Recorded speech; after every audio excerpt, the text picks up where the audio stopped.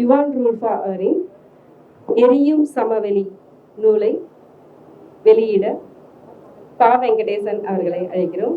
பெற்றுக்கொள்ள திரு லட்சுமிகாந்தன் அவர்களை அழைக்கிறோம்.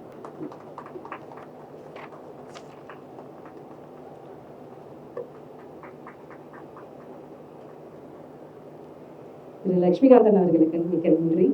அடுத்ததாக திரு பா. வெங்கடேசன், எழுத்தாளர் பா. வெங்கடேசன் அவர்களை பேச அழைக்க இருக்கிறோம். அவரின் மொழியை தனித்துவமான மொழி. ஒவ்வொரு நடையும் அவருடைய எந்த ஒரு சின்ன பேராகிராஃப் எடுத்து பார்த்தோம்னா கூட அது அவரோடது தான் அப்படிங்கிறது தெரிஞ்சிடும். அவர் உருவாக்கிய கதாபாத்திரங்கள் அனைத்துமே நம்மிடம் தனித்து பேசக்கூடியவையாக அந்த சிக்னேச்சர் அப்படிங்கிறத ரொம்ப தொடர்ந்து எடுத்துகிட்டு வந்திருக்கிற ஒரு விஷயமா நான் நினைக்கிறேன். பெருமதிப்பிற்குரிய எழுத்தாளர் பா. வெங்கடேசன் அவர்களை பேச அழைக்கிறேன். மிக்க நன்றி சார்.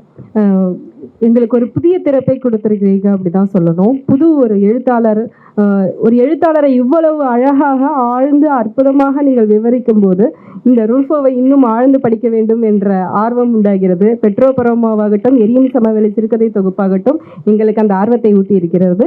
மொழிபெயர்ப்பில் புதிய தடத்தில் தன்னுடைய தனி முத்திரையை படித்துக் கொண்டிருக்கும் மொழிபெயர்ப்பாளர் எல். சுபத்ரா அவர்களை ஏற்புரை வழங்க அழைக்கிறேன். அனைவருக்கும் வணக்கம்.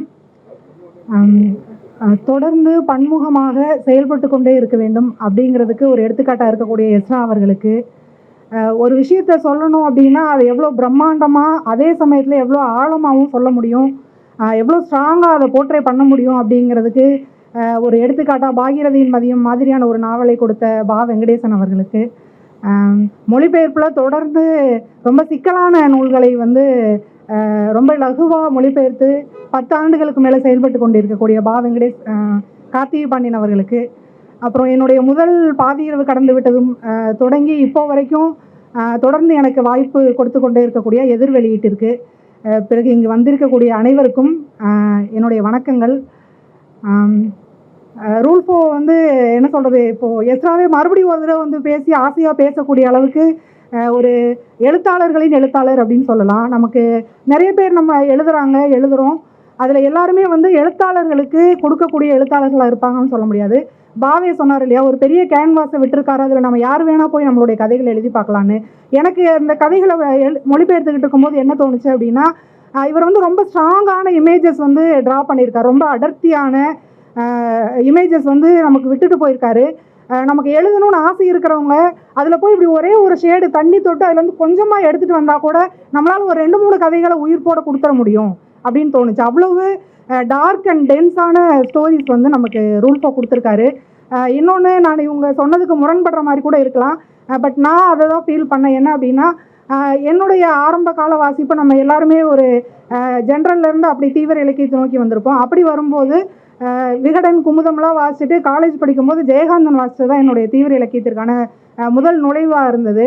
அப்போ எனக்கு எது ரொம்ப பரவசத்தை, ஆச்சரியத்தை, ஈர்ப்பை எல்லாம் கொடுத்தது அப்படின்னா, உரையாடல்கள், சம்பவங்கள்லாம் குறைவாயிட்டு ஆள் மனதில் அவங்க என்ன நினைக்கிறாங்க அப்படிங்கிற நினைவுகளை சித்தரிக்கக்கூடிய விஷயங்கள் எனக்கு ஓஹோ, ஒருத்தன் இங்கேருந்து எந்திரிச்சு அங்கே போய் ஒரு கதவை திறக்கிறான், ஒருத்தன் இன்னொருத்தட்ட பேச போகிறான் அப்படின்னா இதுக்கு முன்னாடி படித்த கதைகள்லாம் என்ன இருக்குன்னா, அவன் போனால் பேசினா என்ன நடந்துச்சுங்கிற அந்த உரையாடல்கள், கதை, சம்பவங்கள் போயிட்டே இருக்கும். ஆனால் இந்த கதைகள் நம்ம சில நேரங்கள் சில மனிதர்கள் உட்பட நடிகை, நாடகம் பார்க்கிறாள் எல்லாம் பார்த்தோம்னா அவங்க மைண்டில் என்ன யோசிக்கிறாங்க அப்படிங்கிறத ரொம்ப என்ன சொல்லுவாங்க, ரொம்ப டீட்டெயிலிங்காக ரொம்ப நமக்கு ஸ்ட்ராங்காக கொடுக்குற மாதிரி கொடுத்துருப்பாங்க. அப்போது நம்ம மைண்டில் அது என்ன செட் ஆகுது அப்படின்னா, பேச்சு குறைந்து ஒரு தனி மனிதனுடைய ஆழ் மனதில் என்ன நடக்குது அப்படிங்கிறத எழுதக்கூடியது தான் தீவிர இலக்கியம் அப்படின்னு நம்ம பழக்கப்பட்டு அப்படி தான் இருக்க மாதிரி எனக்கு தோணுச்சு. கொஞ்சம் நிறைய பேர் கதாபாத்திரம் பேசிகிட்டே இருந்தால் நமக்கு என்ன தோணுதுன்னா, இல்லை இது ரொம்ப சவுண்டாக இருக்குது. இந்த ஜெயகாந்தனையே அப்படி சொல்லக்கூடியவங்க இருக்கிறாங்க, அவர் தீவிர இலக்கியம் இல்லை அப்படின்னு ஆர்கியூ பண்ணுறவங்க இருக்கிறாங்க. ஸ்டில் அவர் நம்ம எல்லாருக்கும் ஒரு உள்ளே வர்றதுக்கான வழியாக இருந்திருக்காரு. இப்போ ரூல்ஃபோவோட கதைகளில் பார்த்தீங்கன்னா எனக்கு உரையாடல்கள் தான், அதாவது உரையாடல்னால் தனக்குள்ளே மெக்காரியோ எடுத்தோன்னா தனக்குள்ளே நடந்துக்கிற உரையாடல், அப்பாவும் பையனும் பெசோடல் நாட்டே அப்படிங்கிறதுல பார்த்தீங்கன்னா பையனும் அப்பாவும் பேசிக்குவாங்க. அப்பா, நான் வெளியூருக்கு போகிறேன், ஏன் இந்த ஊர்லேயே உன்னால் வேலை பார்க்க முடியாதா அப்படின்னு கேட்குறப்ப எந்த திசையை நோக்கி போகிற அப்படின்னு கேட்பாரு. அது பார்த்தீங்கன்னா உரையாடல் போயிட்டே இருக்கும். நான் இந்த ஊரில் எனக்கு பிழைக்கிறதுக்கு வழி இல்லைங்கிறனால என்னோடய ஃபேமிலி நீங்கள் கொஞ்சம் பார்த்துக்கோங்க, நான் வெளியே போகிறேன் அப்படின்னு சொல்லுவான். கடைசியில் வெளியே போயிட்டு அந்த மைக்ரேஷன்லாம் ஒரு தோல்வி அடைஞ்சு திரும்ப வந்த பிறகு கடைசியாக அவர் அதே கேள்வி கேட்பார், இப்போ நீ எந்த திசையை நோக்கி போகிற அப்படின்னு. அவன் அதுக்கு என்ன சொல்கிறான் என்னங்கிறது நீங்கள் கதையில் பார்த்துக்கோங்க. அப்போ ஒரு அந்த ஸ்டார்டிங்க்கும் எண்டுக்கும் அவர் கொடுக்குற கனெக்ஷன். அது போக இப்போ லூவினா அப்படிங்கிற கதை எடுத்திங்கன்னா இந்த கதைகள் வந்து இப்போ நான் இன்னொன்று என்ன சொல்ல விரும்புகிறேன் அப்படின்னா, சமீபமாக நம்ம எழுதுறது ப்ளஸ் நம்ம ரொம்ப தீவிரம்னு நினைக்கக்கூடிய விஷயங்கள்லாம் என்னவா இருக்குது அப்படின்னா, அந்த ஆழ்மன தேடல் ப்ளஸ் ஆண் பெண் உறவுகள் சார்ந்து தான் நம்ம நிறையா கதைகள் வந்து எழுதுகிறாங்க இப்போது. நமக்கு வேறு என்ன சொல்கிறது அப்படிங்கிற ஒரு தேடல், ஒரு கதை கருவுக்கான தேடல் இருக்கதா தோணுது. ஆனால் ரூல்ஃபோ எடுத்துக்கிட்டிங்க அப்படின்னா கிட்டத்தட்ட எல்லா கதைகள்லையுமே ஒரே ஒரு கதை தான் இருக்குது. தாழ்பாங்கிற ஒரே ஒரு கதையில் மட்டும்தான் அந்த ஆண் பெண் உறவு சார்ந்த விஷயம் வந்திருக்கு. மற்ற எந்த கிட்டத்தட்ட 17 கதைகள் இருக்குது. அதில் வந்து பாவர்ட்டி வருது, வறுமை வந்து ரொம்ப தீவிரமானதாக இருக்குது. என்ன அப்படின்னா 100க்கு வந்து 90% வந்து வறுமையில் தான் இருக்கிறாங்க. அரசாங்கம் என்ன செய்யுது அப்படின்னா அவங்கள முழுக்க கைவிடுது. அவர்கள் நிலம் தந்தார்கள்ன்ற கதையில் வந்து என்ன சொல்கிறாங்க அப்படின்னா ஒரு பெரிய என்னன்னா அந்த மொழிபெயர்த்தப்ப எனக்கு அது ரொம்ப பிடிச்சிருந்தது. கண்களை அமர்த்த ஒரு பச்சை கூட இல்லை அப்படின்னு. சுற்றி பார்த்தீங்கன்னா ஃபுல்லாக ட்ரை பாறை மட்டும்தான். அந்த மாதிரி ஒரு ட்ரையான லேண்ட் அவங்கள்ட்ட கொடுத்து இங்கே தான் நீங்கள் விவசாயம் பண்ணிக்கணும் அப்படின்னு சொல்லி கவர்மெண்ட் சொல்லுது. இன்னொரு கதையில் பார்த்தீங்க அப்படின்னா ஒருத்தனுக்கு உடலெல்லாம் ரொம்ப புண்ணாக இருக்குது. திடீர்னு வந்துடுது அந்த புண், உடல் முழுக்க கொப்பளங்களாகி என்ன செய்கிறதுனே தெரியாமல் அவன் வந்து கன்னி மாதா கோயிலுக்கு போகிறாங்க. ஆனால் அங்கே போய் அவன் ப்ரே பண்ணி அந்த கதையெல்லாம் நம்மளால் ஏதோ ஒரு இடத்துல கண்ணீர் வராமல் படிக்கவே முடியாது. அவன் என்ன பண்ணாலும் அந்த மேரி மாதா வந்து ரொம்ப இவ்வளோ பக்கத்தில் உட்காந்து அவன் ப்ரே பண்ணுறான். கிட்டத்தட்ட 2 மாதம் நடந்து பகலில் இரவுல எல்லாம் அந்த அவனோட முடியாத உடலோடு நடந்து கன்னி மாதா நமக்கு வந்து இந்த நோயை தீர்த்து கொடுத்துருவாளா அப்படின்ட்டு வரான். இங்கேயும் இந்த மாதா அவ்வளோ தூரம் அவன் தேடி வந்த மாதா இங்கே தான் இருக்கிறாங்க, அவன் அங்கே தான் இருக்கிறான். ஆனாலும் வந்து மாதாவால் அவனுக்கு ஹெல்ப் பண்ண முடியல. அப்போ ஒரு நம்ம என்ன பண்ணுறோம் அப்படின்னா ரொம்ப கிளிஷேன்னு நினைக்கிறோம் இல்லைங்களா. ஒரு மருத்துவமனைக்கு போகக்கூடிய ஒருத்தனை பற்றி எழுதுறதோ அல்லது வீட்டில் இருக்க ஒரு வயசானவங்களை பற்றி எழுதுறதெல்லாம் வந்து ஒரு மாதிரி ரொம்ப கிளிஷே ஆகிடுச்சு. என்ன உணர்வுகளை பற்றி என்ன எழுதுறது, அதை பற்றிலாம் எழுதுறது வந்து நம்ம கிளிஷேன்னு நினைக்கக்கூடிய விஷயங்கள் எல்லாம் ரொம்ப ஸ்ட்ராங்காக ரொம்ப டீப்பாக இந்த கதைகளை வாசிச்சு. ஆனால் வந்து இதெல்லாம் நம்ம எழுதும்போது என்ன ஆயிடுதுன்னா ஜென்ரலாக கொஞ்சம் என்ன சொல்கிறது ஜனரஞ்சகம் ஆயிடுது அப்படின்னு நம்ம சொல்கிறோம் இல்லையா, அந்த மாதிரி ஆயிடுது. ஆனால் ரூல்ஃபோ வந்து அந்த ரெண்டுக்கு இடையில ஒரு பாயிண்ட்டை டச் பண்ணுறாரு. நம்ம ஜனரஞ்சகம் சொல்லக்கூடிய விஷயங்களை எழுதுறாரு, ஆனால் அதை ஒரு தீவிர இலக்கியத்துக்கான தாக்கத்தோடு எழுதுறாரு. அதை அவர் எப்படி அச்சீவ் பண்ணுறாருன்னு நான் நினைக்கிறேன் அப்படின்னா அவருடைய கச்சிதமான சொற்கள். அந்த ஒரு வார்த்தை கூட நீங்கள் அந்த தேவையில்லை அப்படின்னு நினைக்கவே முடியாது. ஒரு வார்த்தை சொன்னாங்க இப்போது முழுக்க பேசுகிறாங்க. ஏற்கனவே உங்களாம் சொன்ன மாதிரி மரணம்ங்கிறத வந்து ரொம்ப கேஷுவலான விஷயமா இருக்குது. வன்முறைங்கிறது இந்த இங்கனுக்குள்ளே ஒரு அருவாமனை இருக்குது, நான் எடுத்து உடனே வெட்டிடுவேண்டா அப்படிங்கிற மாதிரி நம்ம மனம் வந்து அந்தளவுக்கு வன்முறைக்கு தயாரானவங்களாக தான் நம்ம இருக்கிறோம். ரொம்ப அன்பானவர்களாக நம்ம இருந்தாலும் ஆள் மனசில் நம்ம என்னதான் நம்மளுடைய உண்மையான குணமாக இருக்குதுன்னா வன்முறை தான் நம்ம குணமாக இருக்குது. ப்ளஸ் இன்னொன்று என்னென்னா நம்ம இப்போ எல்லோரும் ஃபோன் இந்த மாதிரி நிறைய விஷயங்களால் நம்ம என்ன பண்ணோம்னா நம்ம உள்ளே போய் பார்க்க பயந்து தான் இது எல்லாமே நம்ம செஞ்சுட்ருக்கோம். இன்க்ளூடிங் வாசிப்பு உட்பட நம்ம வந்து நமக்குள்ளேயே போய் அல்லது நம்ம வீட்டில் என்ன நடந்துக்கிட்டு இருக்கு நம்ம ரியல் லைஃபோட அந்த யதார்த்தத்தை வந்து எதிர்கொள்ள பயந்து தான் நம்ம நிறைய விஷயங்களை வெளியில் பண்ணிட்டு அந்த டைம் இன்றைக்கி 24 மணி நேரம் கிடக்கிறதுக்கு வேலைக்கு போகிறோம், ஃபேஸ்புக்கில் ஏதோ பார்க்குறோம் அல்லது புத்தகம் படிக்கிறோம் அல்லது ஒரு செடிக்கு தண்ணி ஊற்றுறோம். உண்மையிலேயே நம்ம என்னவா இருக்கோங்கிறத நம்ம கண்டுக்காமல் இருக்கிறதுக்கு தான் இதெல்லாம் செஞ்சு நம்ம சமாளிச்சுக்கிட்டு இருக்கோம்னு தோணுது. ரூல்ஃபோவை வாசித்தோம் அப்படின்னா அவர் எங்கேயும் சத்தம் போட்டுலாம் சொல்லவே மாட்டார், நீ உள்ளே போய் தேடு, அவன் அப்படி யோசித்தான், அவன் ஆள் மனதில் அதை நினைத்தான் அப்படின்லாம் எங்கேயுமே சொல்லியிருக்கவே மாட்டார். ரொம்ப கச்சிதமாக ஒரு 10 டயலாக் வரும், அவங்களுக்குள்ளே பேசிக்குவாங்க அல்லது எதிர்த்தாப்பில் இருக்கவங்கள்ட்ட பேசுவாங்க.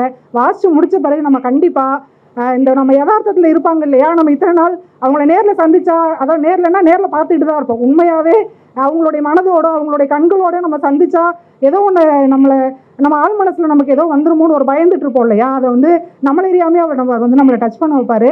அதுதான் அவருடைய வெற்றின்னு நினைக்கிறேன். இத்தனை வருஷம் கழித்து அவர் இன்னைக்கு இவ்வளவு ஆசையோட இவ்வளவு பரவசத்தோட அவரை வரவேற்பதற்கு இவ்வளோ பேர் இருக்கிறாங்கன்னா அது வந்து அவர் அந்த இடத்த டச் பண்ணியிருக்காரு. யதார்த்தமாக நீ என்னவா இருக்கிற ஒரு மனுஷன்னா அது அப்படிதான், நீ வன்முறை பசி வந்து உன்னுடைய முக்கியமான விஷயம், வறுமைங்கிறது அது வந்து எப்படியோ நமக்கு தொடர்பில்லை அப்படின்னு நம்ம கடந்து போகக்கூடிய விஷயம் இல்லை, பக்கத்தில் வறுமை இருக்குதுன்னா அது நமக்குரிய வறுமையும் தான் அப்படின்னு ரொம்ப யதார்த்தமான முக்கியமான விஷயங்களை நமக்கு நினைவுறுத்தக்கூடியவராக ரூல்ஃபோ இருக்கிறார். இந்த வெளியோட்டமாக நம்ம தப்பிச்சு போகிற விஷயங்களெல்லாம் தாண்டி உள்ளே போய் பாரு அப்படின்னு நமக்கு சொல்லக்கூடியவராக அவர் இருக்கிறாரு. ஸோ நீங்கள் அதான் நான் ஏற்கனவே சொன்ன மாதிரி வெறும் வாசகர்களுக்கானது மட்டும் இல்லாமல் எழுத்தாளர்களுக்கானதாகவும் இந்த புத்தகம் இருக்கும். அதனால தான் நம்ம எல்லோரும் கொண்டாடி இதை வரவேற்கிறோம்.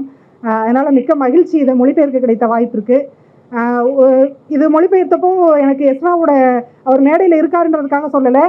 துயில் நாவலில் பார்த்தீங்கன்னா வேளாங்கண்ணிக்கு போவாங்க, உடலில் புண்ணு இருக்கிறவங்க, உடம்பு முடியாதவங்கெல்லாம் போய் ஒரு இடத்துல ஸ்டே பண்ணி போவாங்க. அந்த விஷயங்கள் ஞாபகம் வந்தது. அதே போல் திருச்செந்தாழையோடைய வெயில் நண்பன் பிரார்த்தனை ஒரு பிரதேசம் கதையில் கோடை பகல் அப்படிங்கிற கதை, வெயில் நண்பன் கதை, அதில் அவருடைய சொற்சிக்கனம் அதில் கொஞ்சம் மிஸ் ஆனாலுமே வெயிலுடைய சித்திரங்கள் வந்து ரொம்ப ஸ்ட்ராங்காக வந்திருந்தது. அது போக கீராவுடைய கிராமங்கள், ரூல்ஃபோவோட கதைகள் வந்து முழுக்கவே கிராமங்கள் தான் இருக்குது. ஸோ கீராவுடைய கிராமங்கள் நினைவு வந்தது.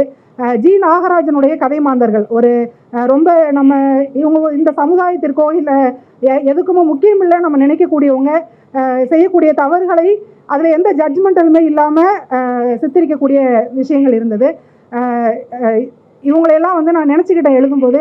ஆனால் என்ன அப்படின்னா, ஏற்கனவே மொழிபெயர்த்த ஒரு பிரதியை மறுபடியும் மொழிபெயர்க்கும்போது இருக்கக்கூடிய சில சாதகம் பாதகம் எனக்கும் இருந்தது. எஸ் பாலச்சந்திரன் அவர்களுக்கு நான் ரொம்ப நன்றியை தெரிவிச்சுக்கிறேன்.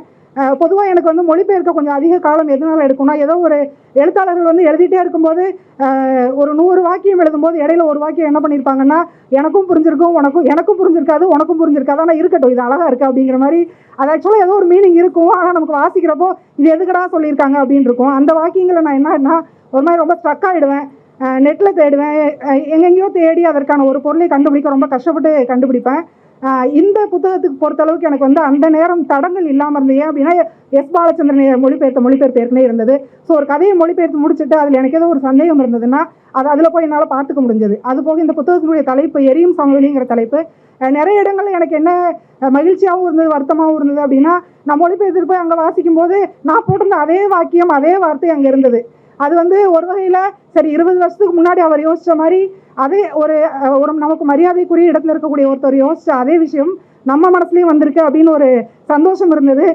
இன்னொரு பக்கம் வந்து இது போகிற போக்கில் இப்போ நிறைய சொல்கிறாங்க இல்லையா, இப்போ 2 வார்த்தைகளை மாற்றி போட்டு புது மொழிபெயர்ப்பாக கொடுத்துட்டாங்க அப்படின்னு அப்படிலாம் பேசப்படுமோன்ட்டு. பட் அது ஓகே, அது அப்படி நான் செய்யலை, அது ஓகே.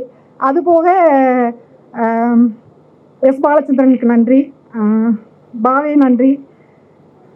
ஓகே, அது போய் இன்னும் ஒரு விஷயம் மட்டும், இந்த கிழவன்னு இந்த கதைகள் ஃபுல்லாக வருது. இப்போது மொழிபெயர்ப்பு சம்மந்தமாக பேசும்போது மேடைகள் என்ன சொல்கிறாங்கன்னா, ஒரு 50 வருஷத்துக்கு ஒரு தடவை மறுபடியும் மொழிபெயர்க்கிறது தப்பு இல்லை, ஏன்னா சொற்பிரயோகங்கள்லாம் மாற்ற வேண்டியிருக்கும் அப்படின்னு. இப்போ இதில் கிழவன்னு போடும்போது எனக்கு என்ன தோணுச்சுன்னா, ஆக்சுவலாக இந்த பொலிட்டிக்கல் கரெக்ட்னஸ்ன்னு பார்த்தா அவரை வந்து நம்ம கிழவர்னு தானே சொல்லணும் அப்படின்ட்டு ஒரு எப்போவுமே இது வரும், அவன் சொல்கிறதா அவர் சொல்கிறதா அப்படின்னு.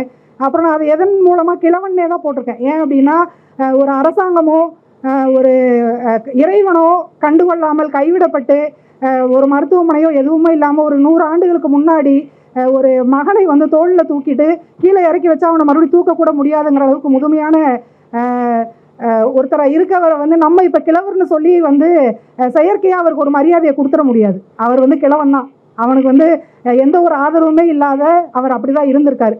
ஸோ அந்த மாதிரி ஒரு சில முடிவுகளை எடுக்க வேண்டிய விஷயங்கள் இருந்தது. நல்லபடியாக அதை மொழிபெயர்த்திருக்கேன்னு நம்புகிறேன். இந்த வாய்ப்பு கிடைச்சது மிக்க மகிழ்ச்சியான விஷயம். நன்றி அனைவருக்கும். அப்புறம் எங்கள் வீட்டில் கணவருக்கு நன்றி தெரிவிச்சுக்க விரும்புகிறேன். இப்போ நான் அப்படி மொழிபெயர்க்கிறதுக்கு புத்தகம் வாசிச்சுட்டு இருக்கும்போதோ சரி எது பண்ணிகிட்டு இருக்கும்போதோ அப்படி நிமிந்து அஷ்னப்பா இந்த வார்த்தைக்கு ஒரு மீனிங் பார்த்து கொடுங்க அப்படின்னு என்னால் சொல்ல முடியும். அல்லது